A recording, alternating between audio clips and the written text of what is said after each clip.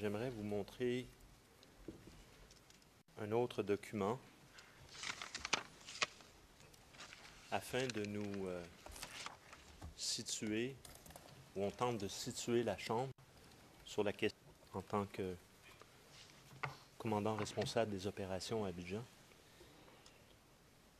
Alors, j'appellerai la pièce 0044 0026.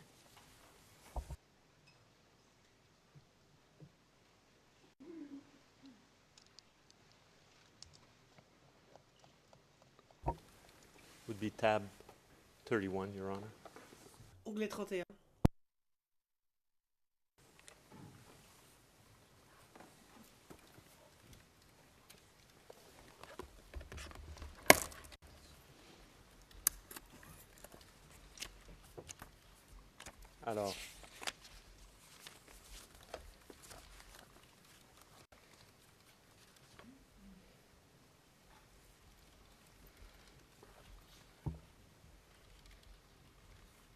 Alors, encore une fois, je note et je vous ai demandé des explications tout à l'heure. Ici, évidemment, il s'agit d'un document de la gendarmerie. Je comprends que vous ne faisiez pas partie de la gendarmerie, mais on voit en référence NPU numéro 476, MA, CPCO, COND du 18 février 2011. Et je lis, juste pour pas pour l'avoir au dossier, mais pour nous situer dans ma question, dans le cadre renforcement dispositif de sécurisation dans la localité d'Abidjan, vous demande vouloir bien prendre mesures suivantes à compter du vendredi 18 février. Et là, on voit présentation du dispositif, les 5 zones, et on voit l'articulation spécifiquement pour la gendarmerie. Première question. Est-ce que la création, selon vous, des 5 zones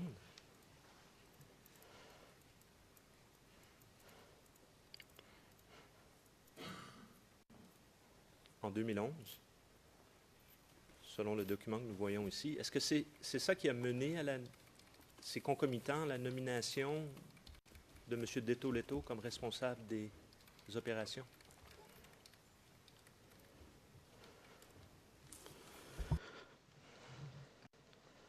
Bien. Lorsque le chef d'état-major a pris la décision de faire cette articulation, il en informe les autres forces, première et deuxième catégorie.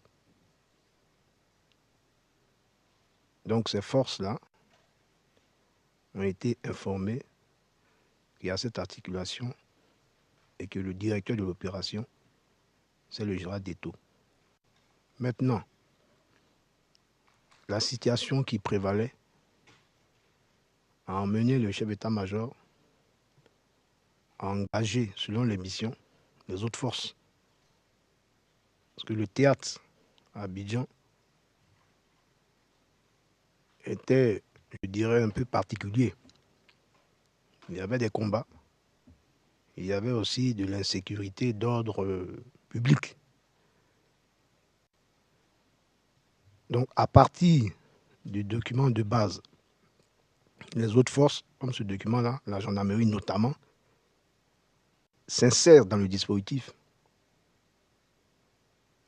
Donc, avant que la gendarmerie n'émette, le commandement supérieur de la gendarmerie n'émette ce message, déjà en amont, le chef d'état-major avait déjà fait son articulation et nommé quelqu'un pour être le chef.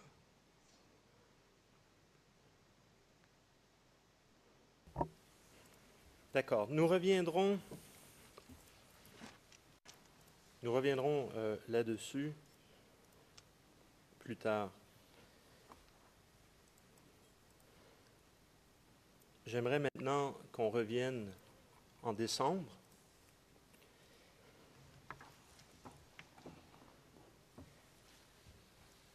À votre connaissance, c'est-à-dire selon votre souvenir, pardon,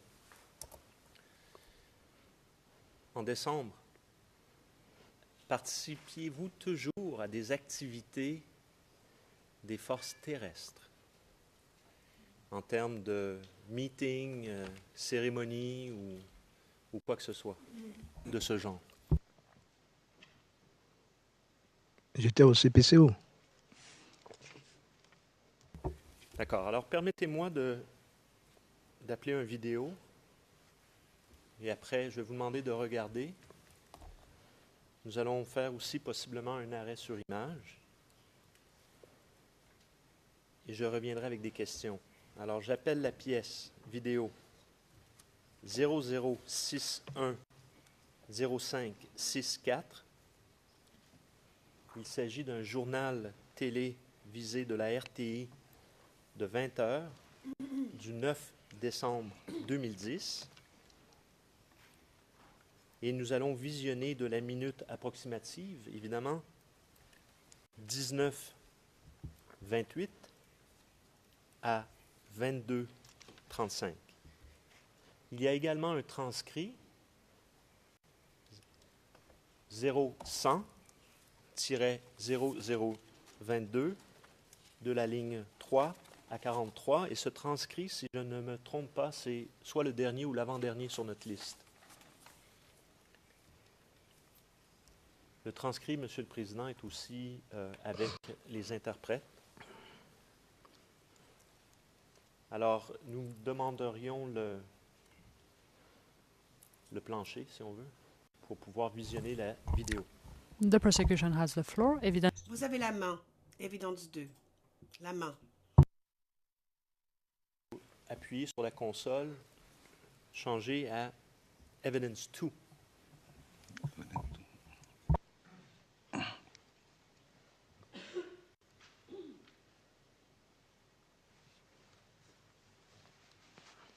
Un mot sur la sécurité de la Côte d'Ivoire et des Ivoiriens. Il y a eu réunion aujourd'hui au commandement des forces terrestres. Le général de brigade de Teleto a réuni tous les chefs de corps des unités placées sous son commandement pour faire le point de la situation. D'abord, il les a félicités pour leur comportement en ces temps difficiles. Ensuite, il les a appelés à une vigilance accrue. Reportage, Alvar Assa.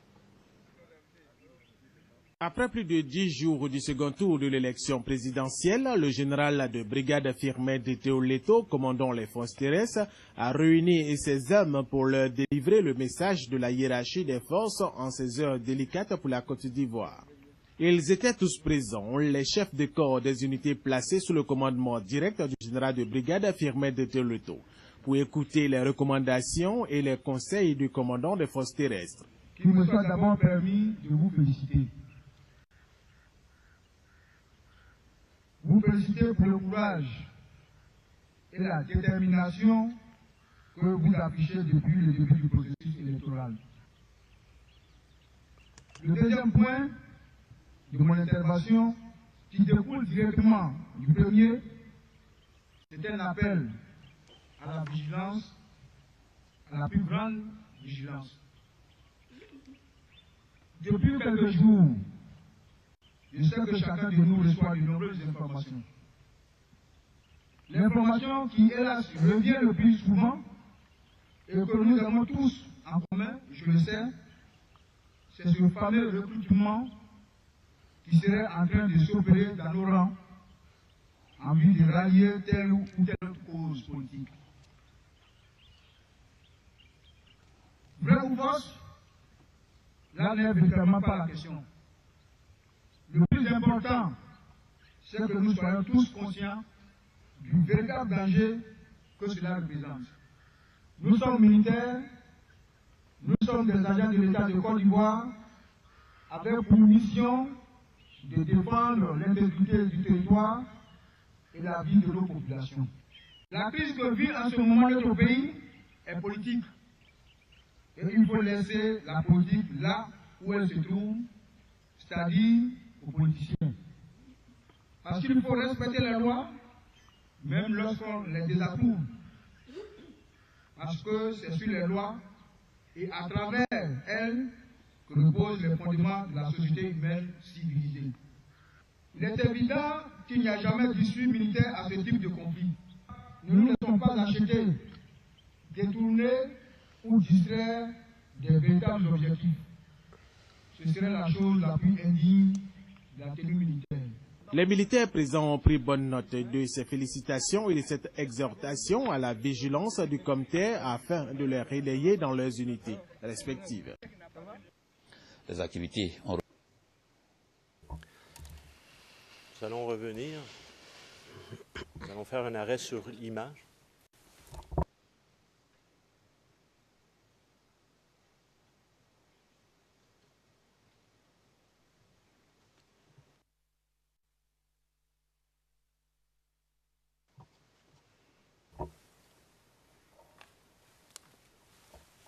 Il faut attendre la traduction.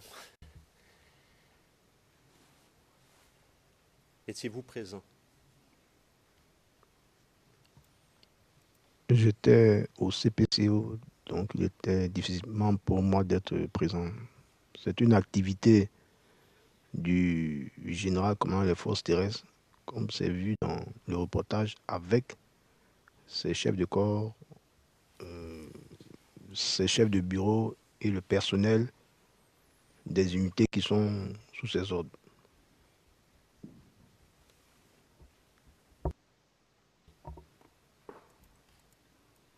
Si vous me permettez, Monsieur le Président, une petite seconde pour que je consulte mon collègue.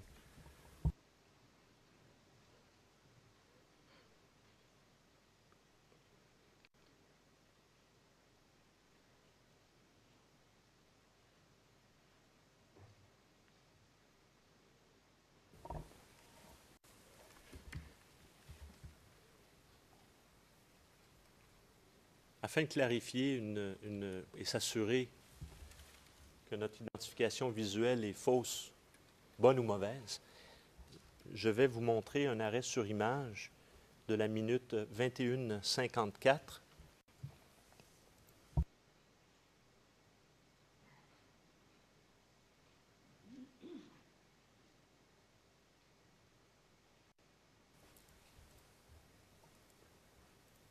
Est-ce vous, avec le visage tourné vers la gauche? Visiblement, ce militaire en casquette avec le visage tourné vers la gauche aborde le galon de sous-officier, précisément de sergent.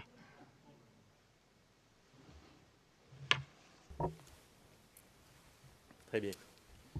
La raison pour laquelle je pose la question, c'est que j'essaie toujours de situer la date à laquelle vous vous êtes joint au CPCO.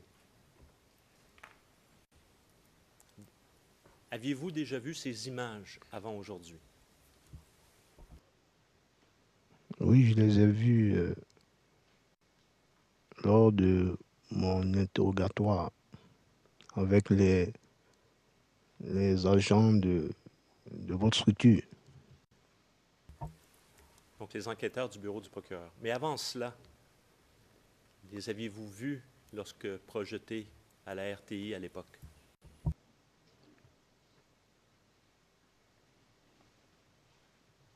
Je ne sais. Bon, ça ne m'a pas. Je ne fais pas de commentaire, mais ça n'a pas un caractère particulier, donc ça n'a pas attiré forcément mon attention pour que je puisse m'en souvenir. Petite question. Avez-vous vu des chefs de corps ou lors de ce discours? Oui, j'en ai aperçu. Donc, vous n'y étiez pas. Et ça, on se situe le 9 décembre. Oui, je n'y étais pas, donc j'étais au CPCO. D'accord.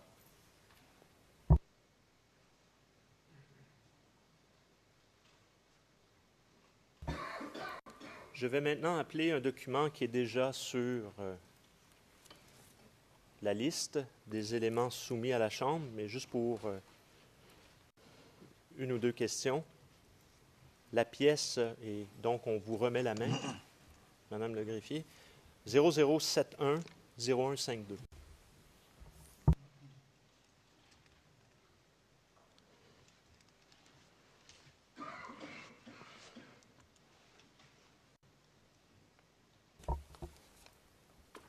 numéro 61.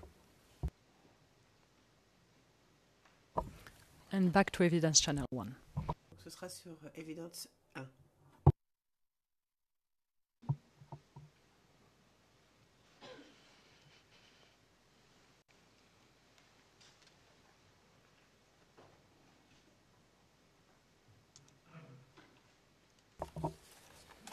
Vous voyez le document? Oui, je le vois.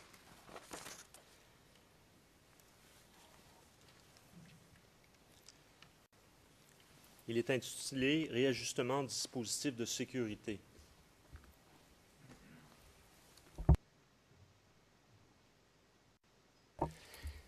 Donc, vous êtes au CPCO. Vous rappelez-vous avoir discuté de cet ordre qui émane du chef d'état-major au sein du CPCO, à savoir ce qui semble constituer un blocus à l'hôtel du Golfe? Bien. Il y a eu plusieurs ordres qui ont été émis de la part du chef d'état-major par rapport, comme se dit ici, l'objet, réajustement du dispositif. Donc il y en a eu plusieurs. Parce que la conduite des opérations, c'est ça aussi. Donc, pour tel message précis, me demander si je m'en rappelle ou si j'étais à la discussion, c'est un peu difficile pour moi. Mais ce que je peux dire, c'est que ça faisait partie de la conduite. Et la conduite, précisément, c'est le J3, comme je l'ai présenté tout à l'heure dans le travail un peu du CPCO. Donc, un réajustement, c'est le J3. Je ne suis pas étranger à cela, mais c'est le rôle du J3. Monsieur le Président.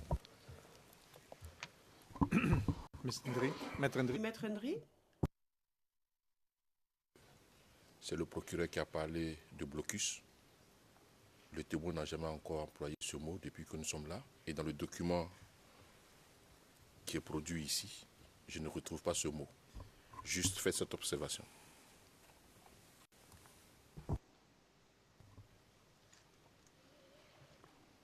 I think it's,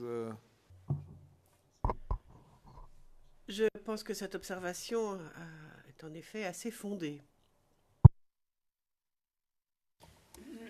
Monsieur le témoin, vous avez discuté précédemment de votre rôle. L'un de vos rôles était l'anticipation. Donc, y a-t-il eu une anticipation de limiter les accès à l'hôtel du Golfe lorsque vous étiez au CPCO qui a mené à l'émission de cet ordre?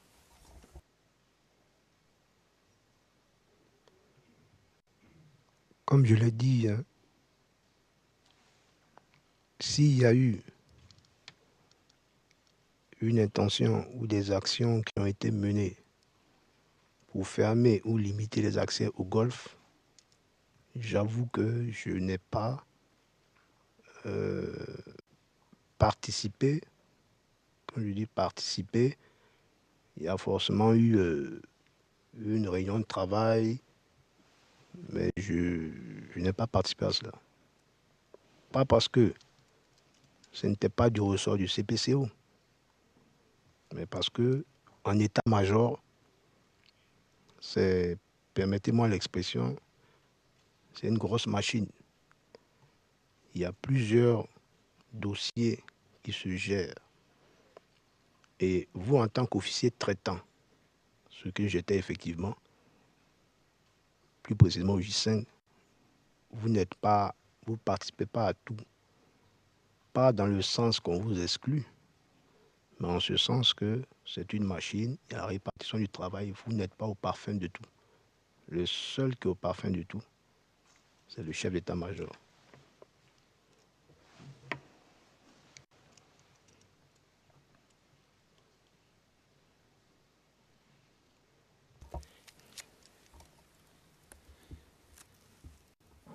à cette date, au moment de cette... on se situe au début, si on veut, de ce que moi j'ai appelé un blocus, de cette ordonnance de limiter l'accès à l'hôtel du Golfe. Le général Detour-Leto était-il responsable de la conduite des opérations sur le terrain?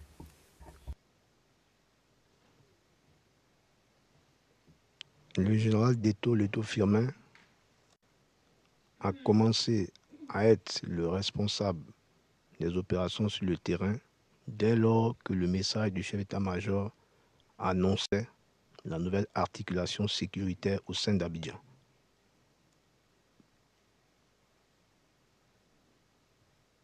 D'accord. J'aimerais maintenant appeler la pièce CIV OTP 0071 0154. Le numéro 62 sur notre liste.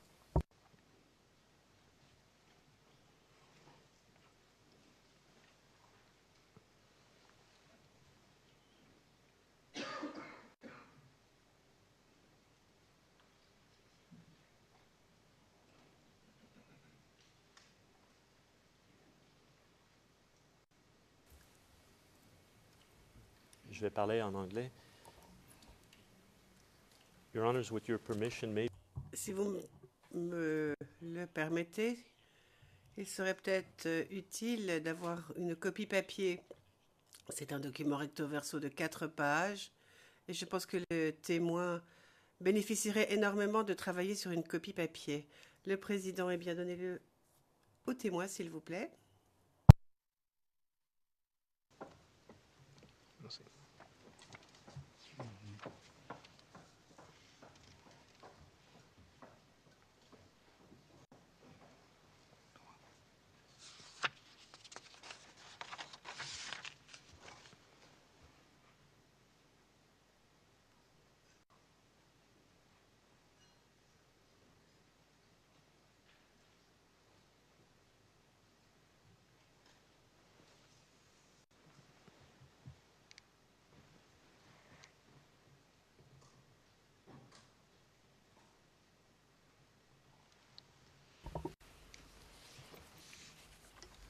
Alors, monsieur le témoin, alors on voit bien la première page.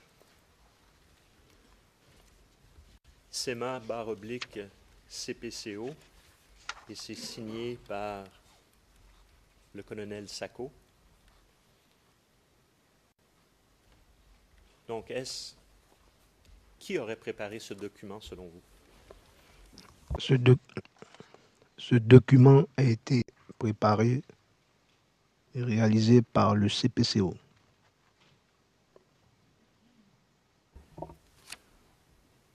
Et en regardant ce document, qui l'aurait rédigé, qui l'aurait pondu, dans le fond? C'est un travail collégial. Ça s'appelle un ordre d'opération. Dans un ordre d'opération, il y a plusieurs rubriques. Donc, en fonction des cellules, chaque cellule apporte sa pierre à l'édifice. Donc, c'est un travail collégial sous la houlette du chef CPCO. Avez-vous participé? Monsieur, pardon. Maître Altit? Oui. La question précédente, il semble que le procureur a voulu faire authentifier le document et je crains que ce ne soit pas la bonne manière. Il aurait fallu poser la question et j'espère que ce sera possible la prochaine fois au témoin. Avez-vous déjà vu ce document? Si le témoin dit oui, alors il peut continuer. S'il dit non, il doit s'arrêter. Là, il y a eu tentative de faire authentifier sans avoir posé de questions préalables au témoin.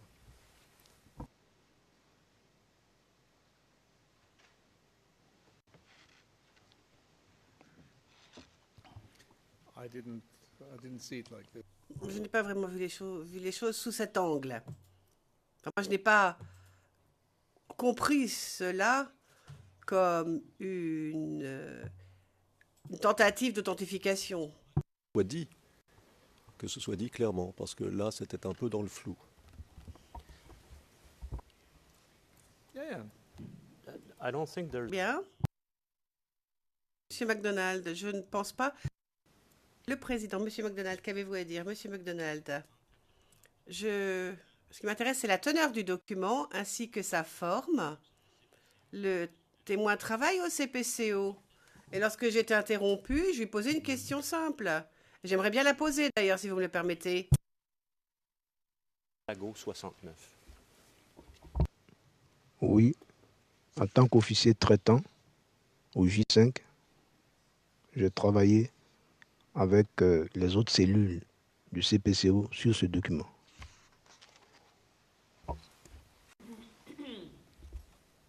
Je présume que ça... Please go ahead. Poursuivez, s'il vous plaît. C'est quoi un frago? Quelle est la signification de l'acronyme? Un frago, c'est un ordre en cours d'action. C'est-à-dire, vous avez le déclenchement d'une situation qui fait l'objet d'un ordre d'opération qu'on abrège OPO, et au fur et à mesure que la situation évolue, il peut y avoir des changements. Soit changement de situation, accompagné parfois de changement de mission ou changement d'articulation. Donc le frago, il émane de l'ordre d'opération initial et vient expliquer les nouvelles dispositions à prendre par rapport au type de changement sur le terrain ou ce qui pourrait bien arriver. C'est le frago.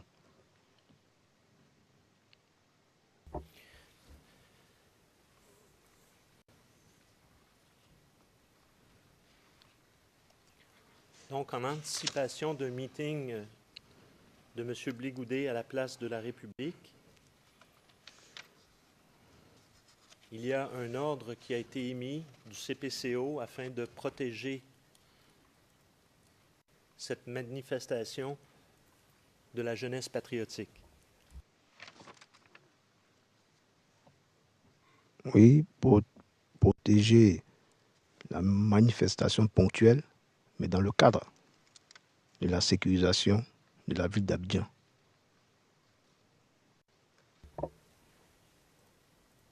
Car, à ce moment-là, et je lis à la page 2 et je me limite à cela, la menace est réelle dans la mesure où ce grand rassemblement pourrait faire l'objet d'infiltration d'assaillants aux fins de perpétrer des actes de subversion ou de sabotage pour discréditer les FDSCI et le pouvoir politique aux yeux de l'opinion internationale.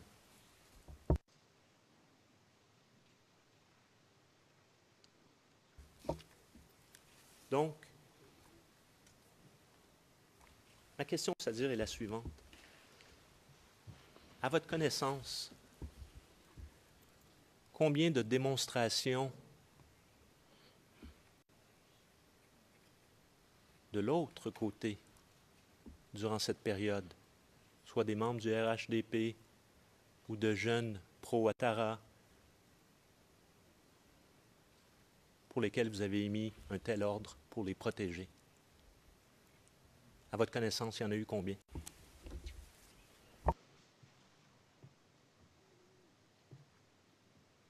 Avec votre permission, j'aborderai la question autrement. Dans un état-major, précisément d'un CPCO, il y a la cellule J2 qui se charge du renseignement. C'est deux. Donc, il y a du renseignement qui est recueilli. Il y a différentes cellules de renseignement en dehors du CPCO qui ont pour but aussi de renseigner le chef d'état-major. Donc, s'appuyant sur ça, il précise dans l'ordre d'opération l'estimation de la menace. Et maintenant, le CPCO fait le travail intellectuel pour sortir un ordre. Donc, le nombre, je vous ai dit, d'incidents. La question était la suivante. À votre connaissance, combien d'ordres ont-ils été émis depuis le chef d'état-major et son CPCO afin d'utiliser le système, c'est-à-dire les FDS, afin de protéger une manifestation pro-Ouattara durant cette période, entre le 28 novembre 2010 et le 11 avril 2011. Donc, je reviens encore pour dire que toute manifestation de ce genre fait l'objet d'une procédure que je ne maîtrise pas, parce que je suis un peu loin de ça. Mais s'il y a une manifestation qui fait l'objet d'une sécurisation, comme c'est précisé dans le document, le CPCO se mettra au travail. Maintenant, moi, individu, officier traitant, de vous répondre et en vous disant s'il y a eu des ordres par rapport à des manifestations d'autres personnes, je ne sais pas. Ce que je peux dire, c'est que quand il y avait une manifestation, selon les renseignements, qui peut faire l'objet de l'aggravation de l'insécurité, le chef nous demande de prendre un ordre de sécurisation.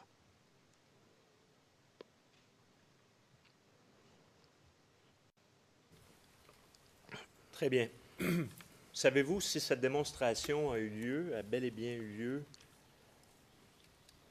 à la date indiquée ou a-t-elle été déplacée à un autre lieu?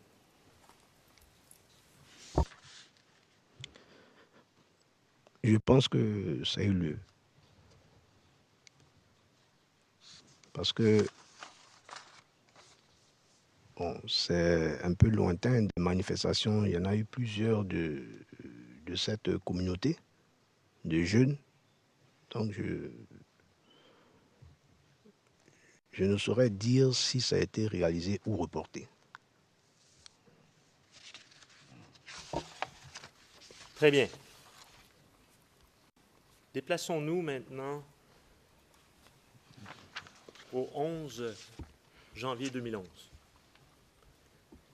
Et à cette date, et afin de nous situer et vous situer, je vais référer à un document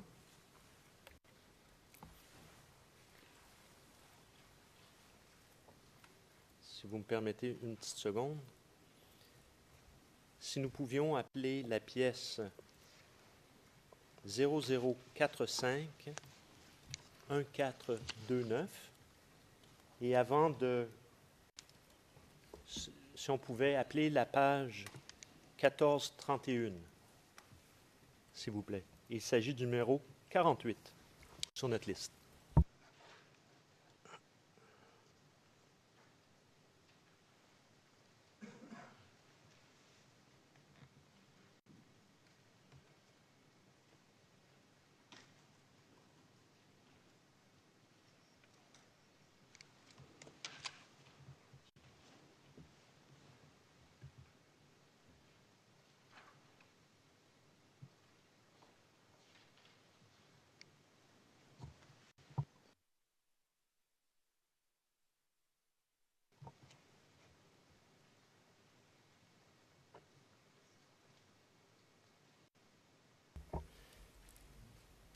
Alors,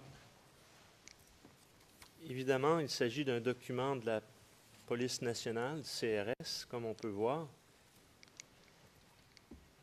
daté du 13 janvier 2011. Mais, et pour être franc, je comprends que vous avez déjà vu ce document lors de votre entretien avec le bureau du procureur. Oui, je l'ai vu. Oui, je l'ai vu. Très bien. Alors, ce qui nous intéresse, c'est la confirmation de certaines informations au sujet de cette opération de sécurisation à Abobo PK-18 le 11 janvier. Qu'en savez-vous? Bien. Selon les renseignements, Abobo PK-18, principalement aux alentours du Grand Carrefour, d'un rayon de moins 1 kilomètre,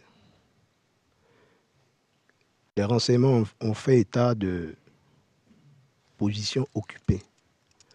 Excusez-moi, j'utiliserai les termes de mon jargon, c'est-à-dire les termes tactiques. Donc PK-18 était une position occupée, était une position tenue. Et les renseignements faisaient état de cache d'armes, de personnel correctement armé. Donc en un mot, l'ennemi était largement présent. Alors, cette opération qui a été menée était une opération de police en vue de dénicher ces dites caches d'armes ou éventuellement des combattants. Alors l'opération a été pensée par le CPCO après une reconnaissance, infiltration, reconnaissance de personnes en civil pour au moins voir l'étendue de la zone. Ensuite, a été décidée une opération de bouclage, qui est une opération de police. Il s'agissait, d'une part, de permettre aux forces de deuxième et troisième catégorie, j'entends par là la gendarmerie et la police, de pouvoir réaliser des fouilles dans la zone. Et d'autre part, être sécurisé par les forces de première catégorie, c'est-à-dire l'armée. Et c'est ce qui a été fait. Donc, pour me résumer, la zone est bouclée par les militaires pour permettre aux gendarmes et aux policiers d'effectuer cette action de police.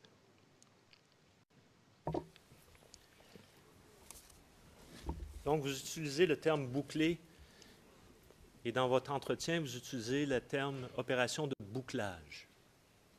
C'est quoi ça, une opération de bouclage? En fait, une opération de bouclage, il y a deux phases qui se réalisent concomitamment. Il y a les forces militaires qui bouclent, c'est-à-dire qui maîtrisent le périmètre pour permettre aux forces de deuxième et troisième catégorie d'effectuer l'action proprement dite qui est la fouille. Donc, ils sont mieux outillés pour réaliser ce genre d'opération qu'on appelle, je crois, perquisition. Et ce sont des perquisitions dans quels endroits? Dans la zone décrite, mais là, bon, j'ai dit le carrefour de PK-18 et ses alentours d'un rayon minimum d'1 kilomètre.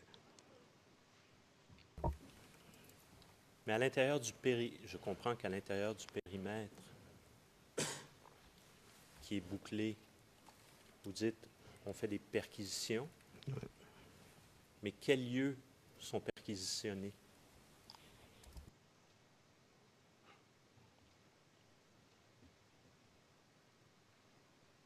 Bien. Je vous ai dit qu'il y a eu du renseignement. Sans cela, aucune action ne peut se réaliser.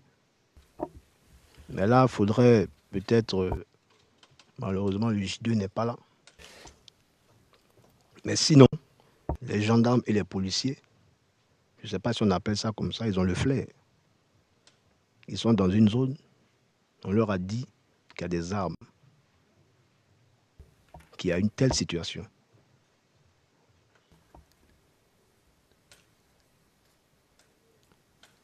Monsieur le témoin, la question est: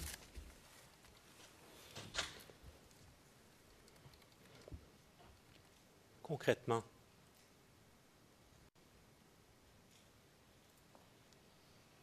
vos pratiques, quels sont les lieux physiques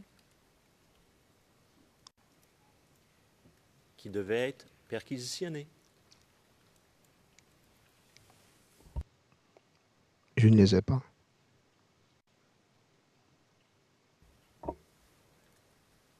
Vous rappelez-vous avoir été questionné sur le sujet lors de votre entretien avec le bureau du procureur? Oui, je me souviens. Vous rappelez-vous ce que vous avez dit, justement, à savoir quel lieu physique devait être perquisitionné?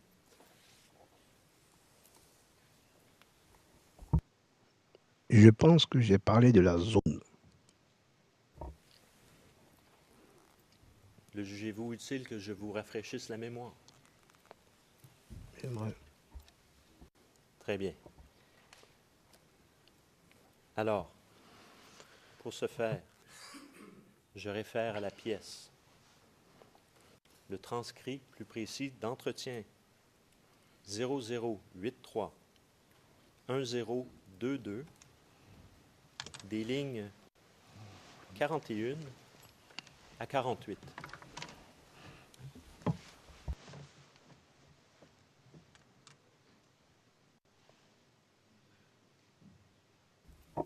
Et je vais citer.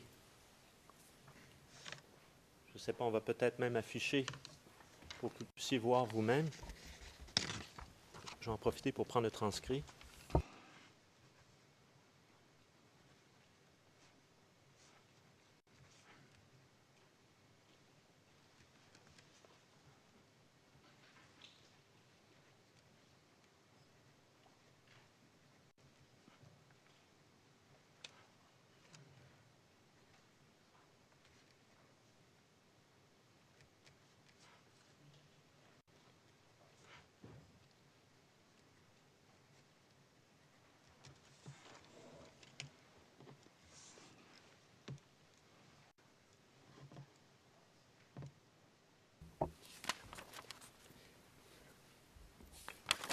Alors donc, transcrit qui se termine par la première page 10-22, ligne 41 et suivante. Je dirais même la fin de la ligne 42, et je cite, ouvrez les guillemets, parce que l'opération qui devait être faite, c'était un bouclage. Bouclage, ça veut dire quoi? C'est une opération de police, en fait. Bouclage, on encercle et la police et la gendarmerie pénètrent dans les maisons et tout pour faire une fouille. C'était ça, l'opération. Donc, nous, on était chargés de planifier cette opération. Fermez les guillemets. Vous vous rappelez? Est-ce que ça vous rafraîchit la mémoire? Oui. Était-ce cela l'objet de l'opération le 11 janvier 2011? Le 11 janvier 2011 était prévue une opération de bouclage pour objectif de fouiller une zone où, selon les renseignements, se trouvaient des armes et des combattants.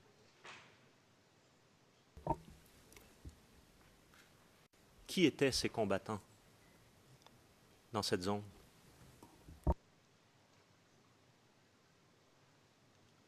Je ne pouvais pas et je ne peux même pas jusqu'à ce jour donner un nom. Par contre, nous employons le terme ennemi. C'est de savoir, comme on dit, la NVA, la nature, le volume, l'attitude et la position de l'ennemi. Mais à notre niveau, son nom m'était toujours inconnu. Je veux dire, au niveau où nous nous trouvons. Ceux qui vont faire le bouclage, on essaie, selon les renseignements, de leur définir une NVA. Qu'est-ce qu'ils sont susceptibles de voir? Qu'est-ce qu'ils sont susceptibles de rencontrer? Et les renseignements faisaient état, je n'ai pas les détails parce que ça fait des années, mais on recherchait des armes et des combattants.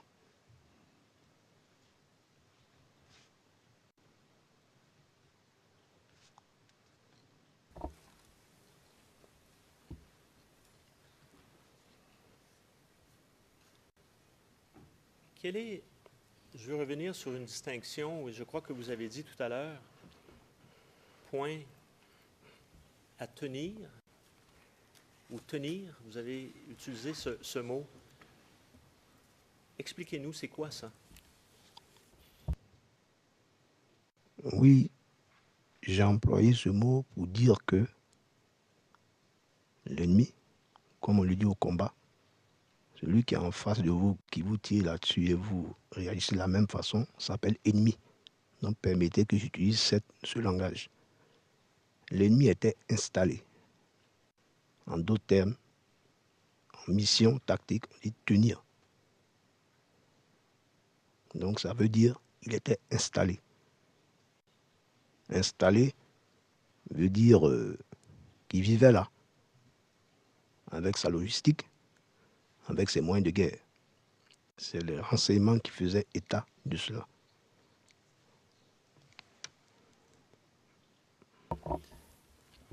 Donc, c'était une opération. Je vais retirer ma question, pardon. Donc, un point à tenir, c'est lorsque l'ennemi tient ce point. Oui, c'est cela. Et un point tenu, savez-vous c'est quoi? Un point à tenir, un point tenu. Un point tenu, tactiquement parlant, c'est un point ou une zone que l'ennemi contrôle.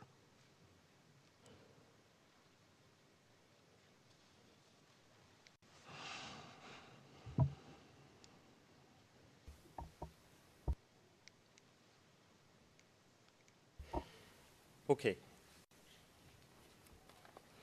J'aimerais juste qu'on confirme une chose dans ce document.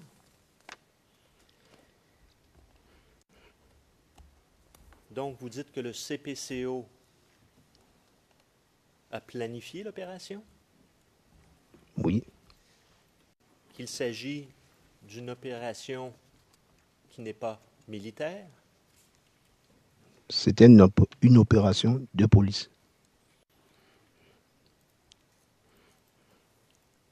Et nous avons ici information qu'il y a eu un rassemblement à 3 heures du matin sous vos ordres. Est-ce que vous confirmez cela?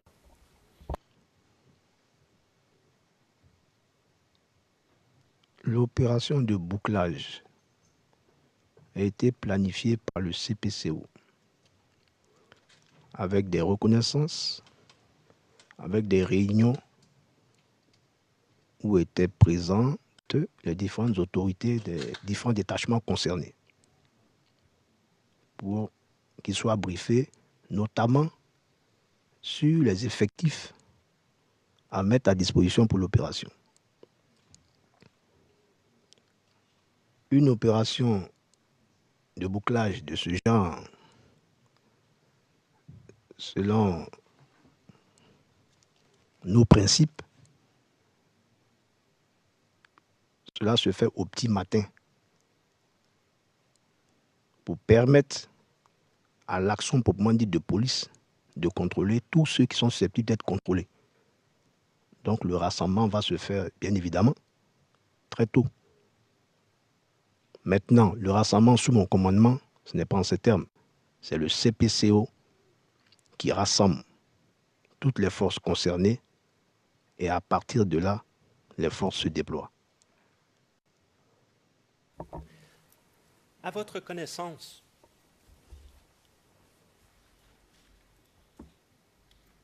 à cette date, pour cette opération, le général Deto Leto était-il le commandant de l'opération?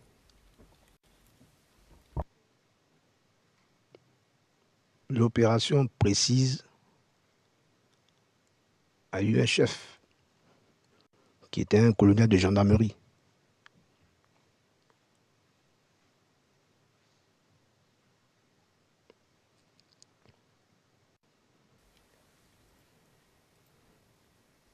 Très bien. Le rapport, et c'est déjà en preuve devant la Chambre, lors de cette opération de bouclage, il y a eu perte de 2 hommes au sein des forces de défense et de sécurité et également quelques blessés.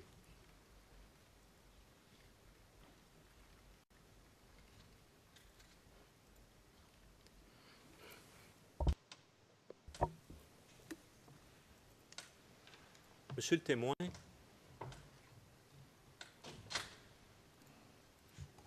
lors d'un Conseil des ministres, dans les jours qui ont suivi, on utilise l'expression « coup de poing » et je peux appeler le document, s'il vous plaît, qui est le 0025 0897.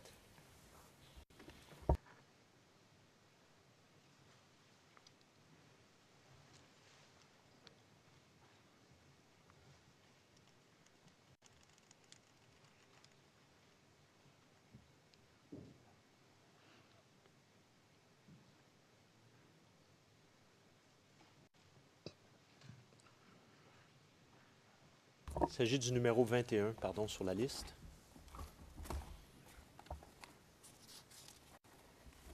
Et si on pouvait appeler la page numéro...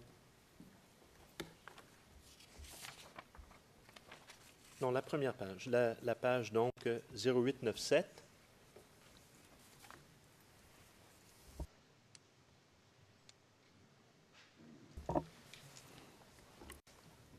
C'est juste pour comprendre la terminologie. Vous utilisez l'expression bouclage. Ici, on utilise l'expression coup de poing. Je ne demande pas la signification d'une opération coup de poing en 1990, ce que ça pouvait signifier en Côte d'Ivoire. OK? Je vous demande en 2011, un 12 janvier, à votre connaissance, connaissez-vous cette expression-là, coup de poing?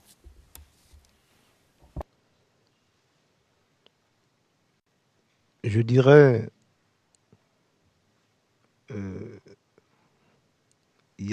c'est à prendre en compte. Il y a 3 niveaux, sinon 4 niveaux de réflexion et d'action. Donc à chaque niveau, c'est terme. Il y a le niveau politique, le niveau stratégique, opératif et tactique. Moi, personnellement, en tant qu'officier traitant, je me situe au niveau tactique, voire opératif. Donc, un comité ministériel, c'est un niveau politique qui frôle un peu le stratégique. Alors, les termes qui sont employés là-bas me sont étrangers. D'accord. J'aimerais maintenant appeler la pièce 0045 0359. Il s'agit d'une pièce du 12 janvier 2011.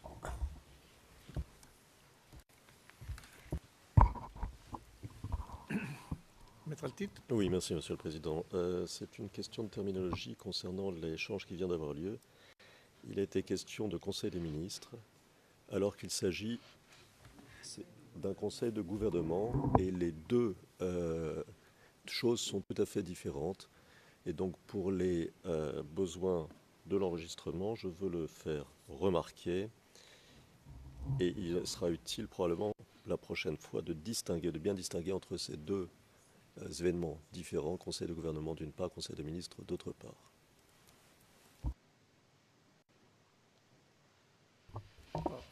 My mistake, Your Honor. My mistake. Monsieur MacDonald, autant pour moi, Monsieur le Président.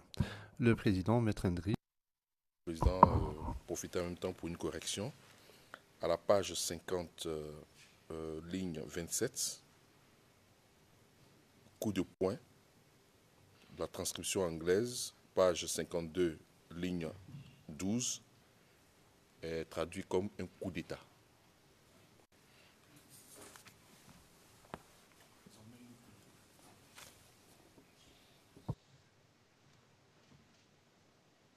In English, it's coup de poing. Le Président en anglais, ça dit coup de poing. Ah, translated as crackdown. Ah, vous voulez dire que ça a été traduit par le mot anglais crackdown. Well, Operation Fist, Iron Fist. L'opération point, coup de poing et point de fer. Le Président, nous allons nous occuper de cela. Merci. Excusez-moi, juste pour une question de... Qui était le colonel, de la gendarmerie qui était le commandant chargé des opérations cette journée-là, du 11 janvier 2011, toujours? C'était le lieutenant-colonel Goué Léopold. Merci. Donc,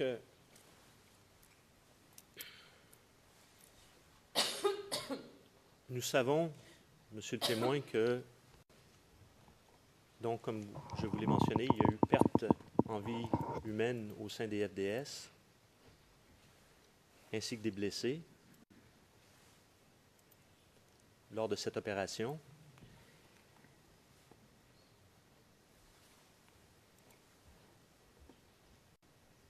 Est-ce que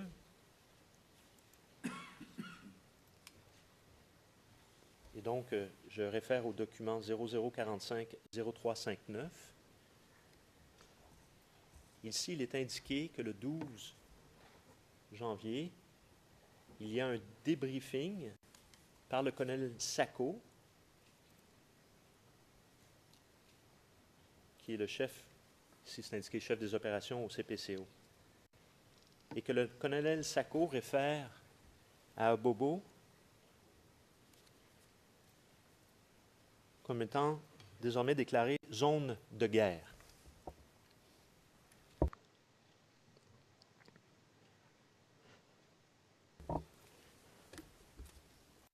Avez-vous eu de telles discussions au sein du CPCO suite à cette opération-là, suite aux événements sur le terrain,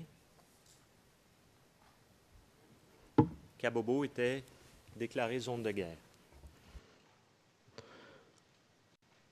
D'abord,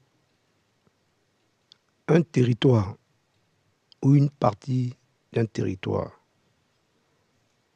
qui fait l'objet de ce type de déclaration de statut relève de la plus haute autorité, l'autorité politique. Un CPCO, même chef d'état-major, n'est pas habilité à décréter une zone de guerre. Par contre,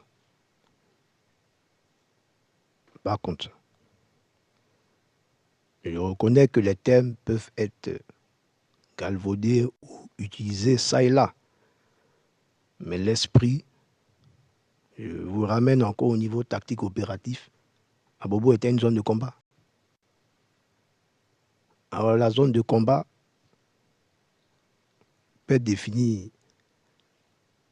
peut être considérée zone de combat, une zone où vos troupes régulières sont en mission de bouclage, par exemple, se font attaquer, vous subissez des pertes, ça devient automatiquement, quand c'est répété, parce que c'était répété, une zone de combat. Maintenant, la déclaration que Kabobo était une zone de guerre, là-dessus, je ne peux rien dire. Pourquoi? Parce que c'était pas de mon niveau.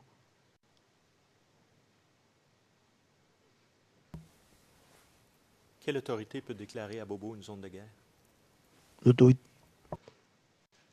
L'autorité politique. Qui?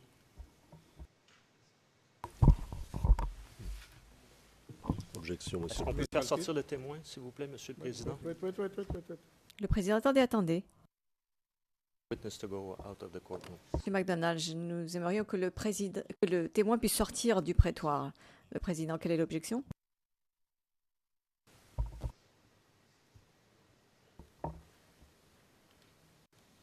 Your Honors.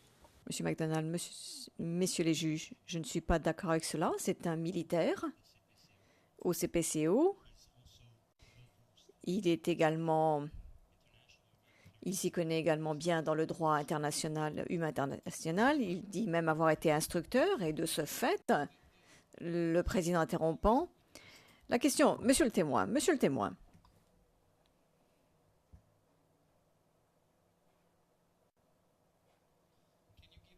Pouvez-vous donner une réponse à la question qui vous a été posée par le bureau du procureur?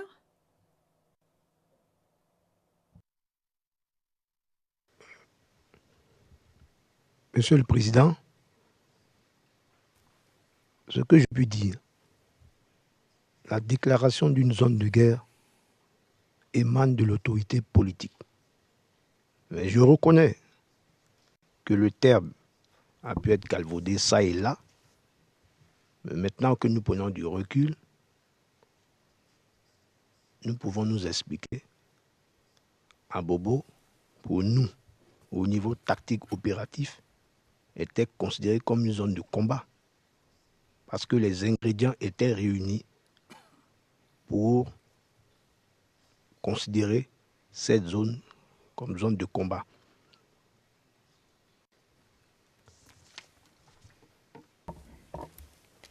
Le président, maintenant lorsque vous dites nous prenons une certaine distance, vous voulez parler de distance temporelle?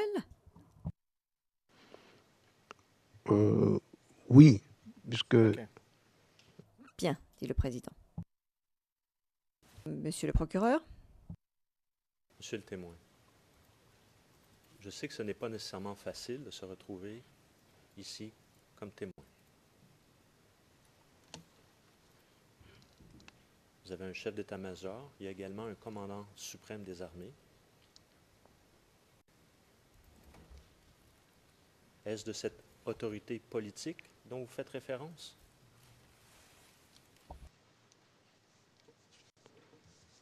Je l'ai dit tout à l'heure. Décréter une zone de guerre n'émane pas d'une autorité militaire. La plus haute autorité militaire, c'est le chef d'état-major des armées. Moi, à ma connaissance, il n'y a pas une déclaration formelle. Je dis bien à ma connaissance. Maintenant, selon mes connaissances livresques, une zone de guerre est dite, ou bien, oui, est précisée par l'autorité politique, non pas par l'autorité militaire. Maintenant, j'essaie respectueusement... Je m'excuse de vous interrompre. J'essaie de comprendre, mais c'est qui l'autorité? Quelle autorité politique? Laquelle? À qui faites-vous référence?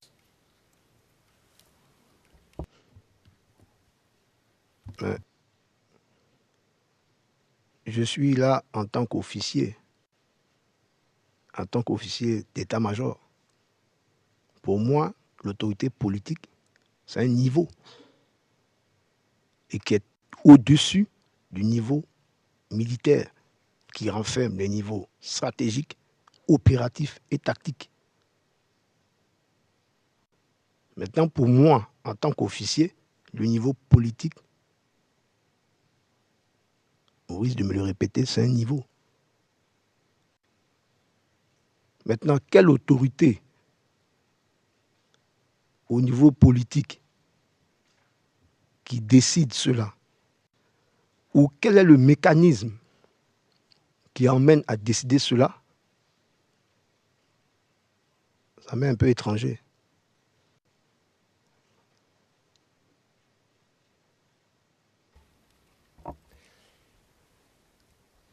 Nous allons avancer. On pourra y revenir s'il le faut.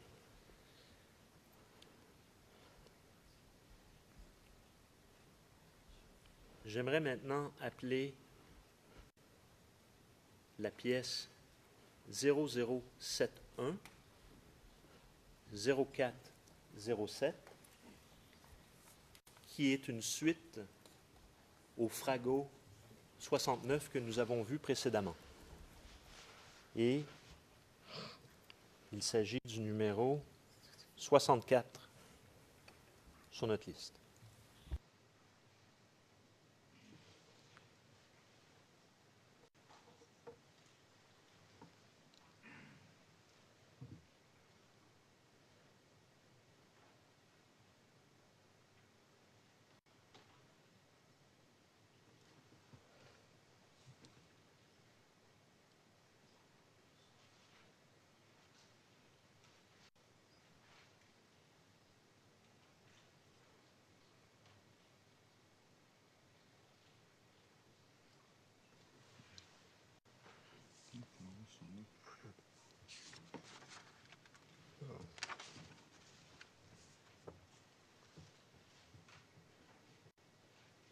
Et si ceci peut aider, Monsieur le Président, car le document recto verso fait 7 pages, j'en ai une copie vierge que je peux remettre aux témoins.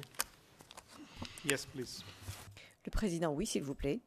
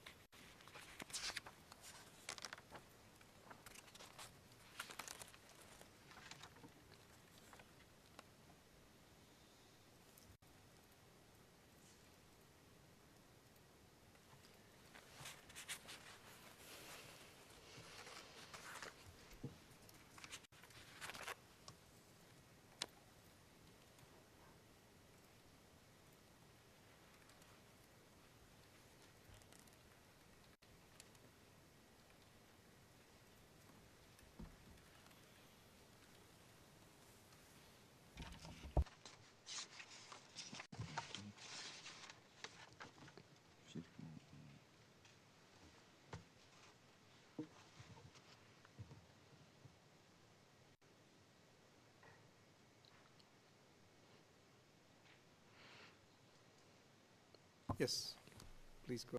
Le Président, oui, veuillez poursuivre. Monsieur le témoin, pardon. Ça veut dire quoi, ça, exploitation Frago 69? L'exploitation, quand un message est adressé, un document, c'est de le parcourir et puis de prendre les éléments qui vous concernent pour les mettre en exécution.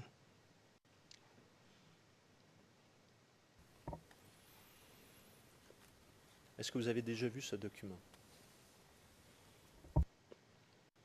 Oui, je l'ai déjà vu. Avez-vous participé à sa rédaction? en tant qu'officier traitant au J5, de façon collégiale, j'ai participé à ce travail. Nous avons vu, Monsieur le témoin, que précédemment, qu'à la fin donc décembre, il y a un Frago 69. Et là, ici, tout d'un coup, on se retrouve le 18 janvier et on parle de l'exploitation du Frago 69. Êtes-vous à même d'expliquer? Je l'avais dit, en fait, il y a l'ordre initial d'une opération ou d'une situation et les fragos se succèdent en prenant en compte les changements majeurs. Si un Frago 69 ou le Frago X est répété ou est demandé aux gens de l'exploiter des jours après, c'est parce que sûrement la situation est inchangée ou en d'autres termes, il n'y a pas eu de nouveau. Donc c'est à titre de rappel, comme vous dit, exploitation du Frago X. C'est que le commandement a dû remarquer que peut-être tout n'est pas mis en œuvre selon ses ordres. Voilà, par exemple. Et j'aimerais qu'on se dirige directement, c'est-à-dire plus spécifiquement, à la page 0412, au point 3G.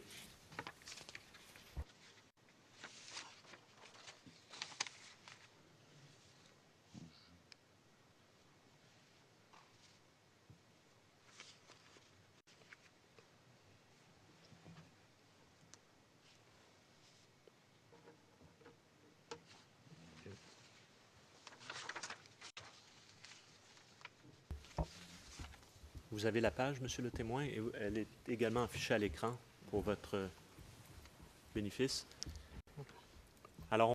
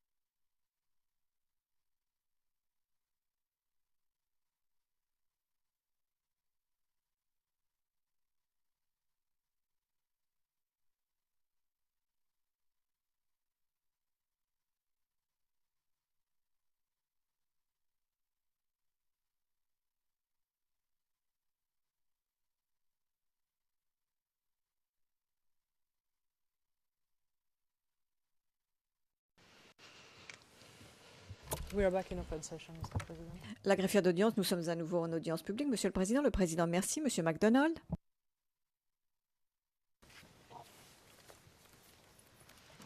Alors, tout simplement pour clarifier que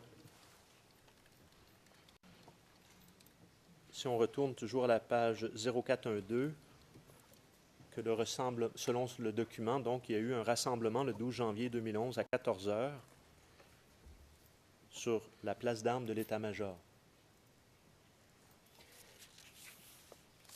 Étiez-vous présent?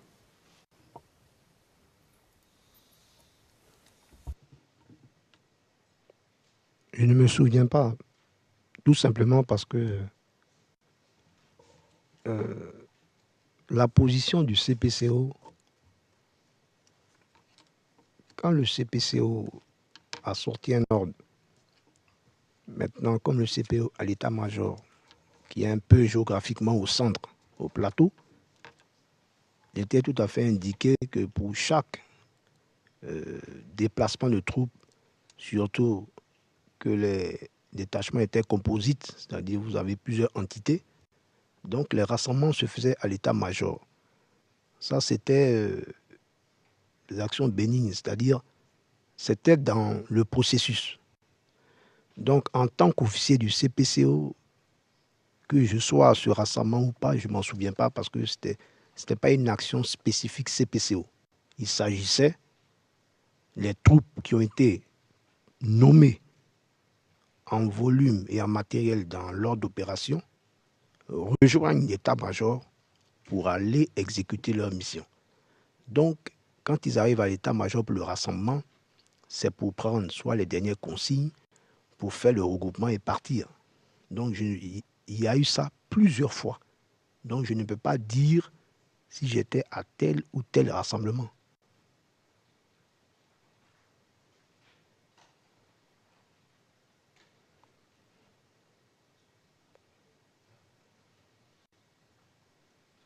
Très bien. Alors, Monsieur le Président, avec votre permission, j'aimerais maintenant présenter la vidéo qui a fait l'objet de mon courriel ce matin. Je vais citer 0074-0082. Nous allons présenter de la minute 13:29 à 17:54. Il s'agit du journal télévisé de la RTI de 20 heures du 23 février 2011 et le transcrit que j'ai fait parvenir au courriel, car nous devons toujours demander ce transcrit, mais nous en avions une version maison. Alors voilà, si on pouvait présenter et nous donner la main. Et il faut peser sur Evidence 2.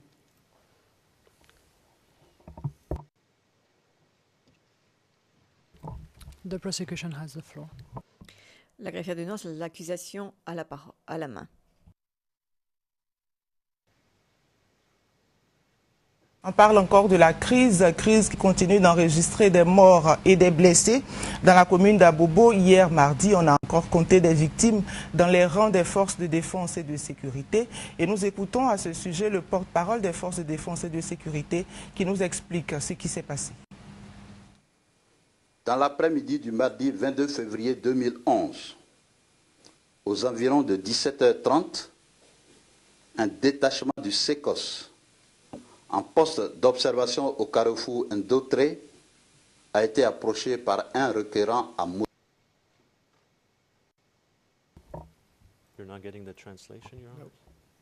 Monsieur McDonald, vous ne recevez pas la traduction? Le président, non. Monsieur McDonald, nous allons reprendre dès le début. Le président, les interprètes ne trouvent pas la transcription de votre courriel. Monsieur McDonald, je vais laisser M. Espino s'occuper de cela. The email was sent this morning to the interpreters and I just... Greffière d'audience, le courriel a été envoyé ce matin aux interprètes et je viens de le leur renvoyer.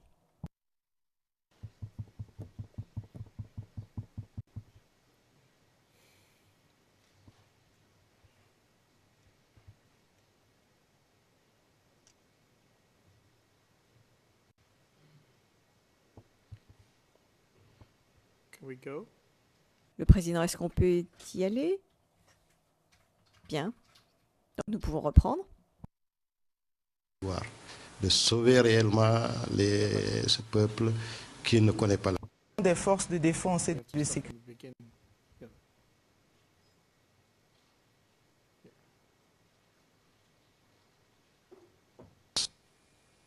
On parle encore de la crise qui continue d'enregistrer des morts et des blessés. Dans la commune d'Abobo, hier mardi, on a encore compté des victimes dans les rangs des forces de défense et de sécurité. Et nous écoutons à ce sujet le porte-parole des forces de défense et de sécurité qui nous explique ce qui s'est passé. Dans l'après-midi du mardi 22 février 2011, aux environs de 17h30, un détachement du SECOS en poste d'observation au carrefour Ndotré a été approché par un requérant à moto, faisant savoir à ce détachement des forces de défense et de sécurité que 2 gendarmes auraient été pris en otage par des rebelles au niveau du carrefour Agripac à Abobo PK18. Sans hésiter, et avec la détermination habituelle qui les caractérise, une dizaine d'éléments du SECOS à bord de 3 véhicules de type 4x4 s'engagent à aller porter secours à leurs frères d'armes. C'est chemin faisant que le détachement est accueilli de façon perfide dans un guet-apens par un groupe de plus d'une 50aine de rebelles, dotés d'armes de guerre et d'armes lourdes de toutes sortes.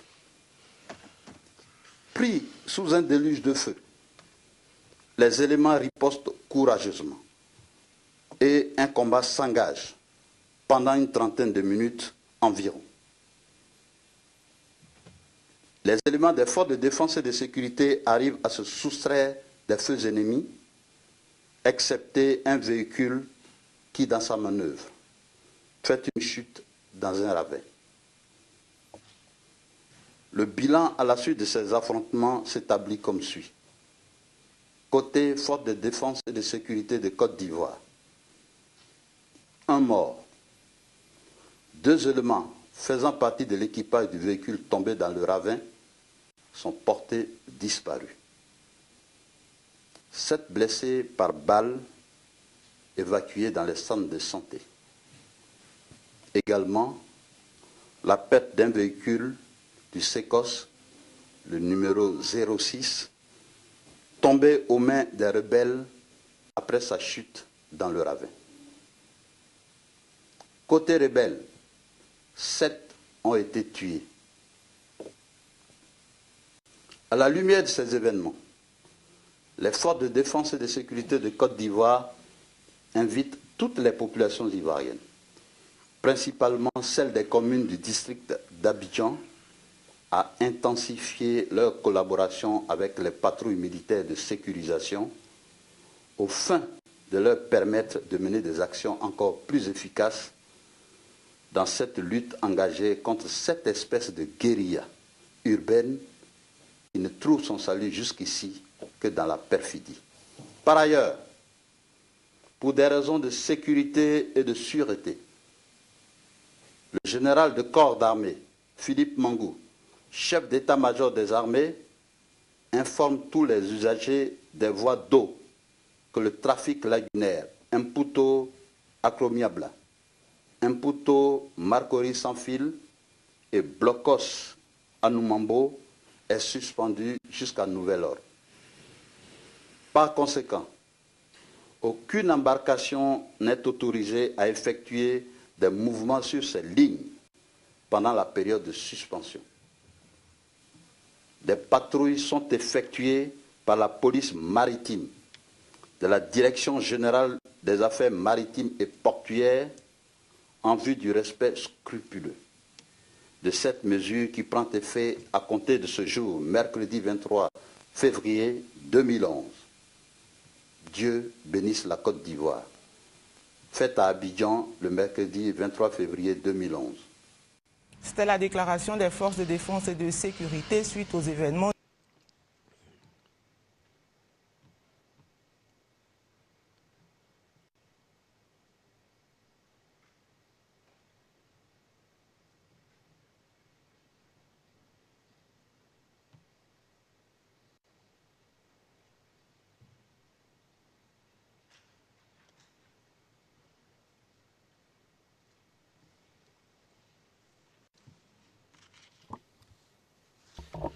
Thank you. Le président, merci. Monsieur MacDonald. My sound. Monsieur MacDonald, il me semble que le son ne fonctionnait plus. Vous avez vu cette vidéo? Oui, je l'ai déjà vu. Quand? À l'époque ou via les enquêteurs? Via les enquêteurs, plus précisément. L'aviez-vous vu l'aviez-vous vu à l'époque?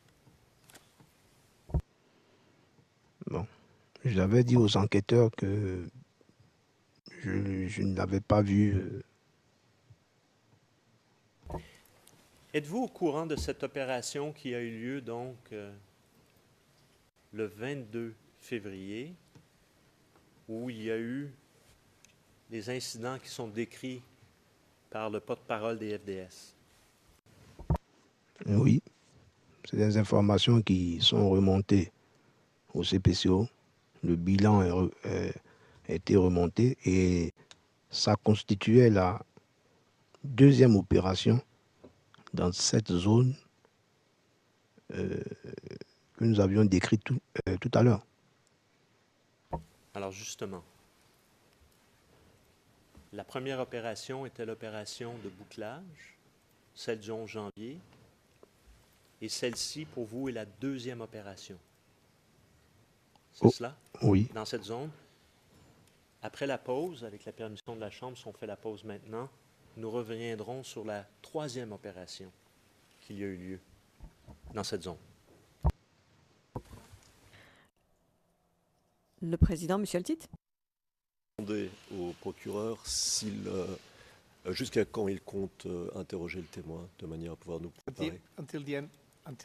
Le président. Pas plus tard que la fin de la journée. Écoutez, je crois qu'on avance bien en ce moment. Je crois avoir terminé cet après-midi certainement. Je ne dépasse pas les 4 heures. Je ne le souhaite pas. Maintenant, est-ce qu'il va rester 15 minutes, 20 minutes, une demi-heure? Je ne peux le prévoir en ce moment. Mais je crois que c'est ce que... Le président, vous passerez demain, maître Altit. Le président, en tout état de cause, vous passerez demain. Bien, merci beaucoup. Nous pouvons maintenant faire la pause déjeuner. Nous avons une pause de 1h30 pour le déjeuner, puis nous reviendrons à 14h30. La séance est suspendue.